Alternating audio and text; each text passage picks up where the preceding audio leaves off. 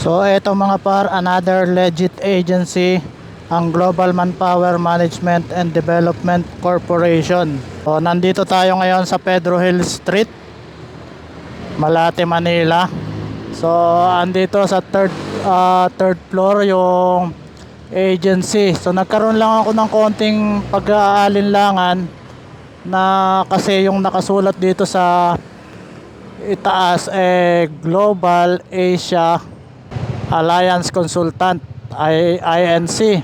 Dahil dyan, nandyan pa rin naman yung global. Nagtanong ako sa gwardiya kung ito ba yung legit agency na nagpapaalis papuntang Guam. So sabi niya ito daw, nasa third floor. So hindi ko alam, siguro nagpalit sila ng pangalan. Pero chinek ko sa address, ito talaga yung Global Manpower. Ito yung isa sa mga pang-apat natin na agency na napuntahan na nagpapaalis bound to Guam.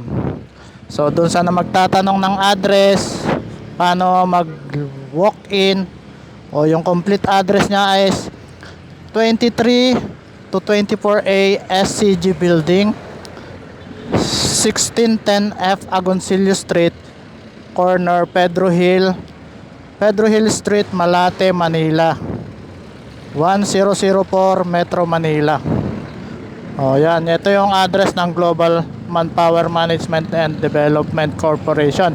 Ang mangyari nga lang, ang nakalagay dito sa building Global Asia Alliance Consultant. Hindi ko alam kung dalawa yung agency dyan sa taas o yan na yun mismo.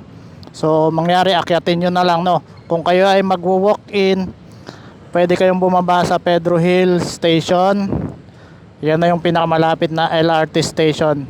And then kung mahaba-haba yung paa nyo, pwede nyo lakarin. At kung kayo naman tinatamad, mag-book na lang kayo sa Joyride o di kaya naman sa mga e-trike na napasada dyan.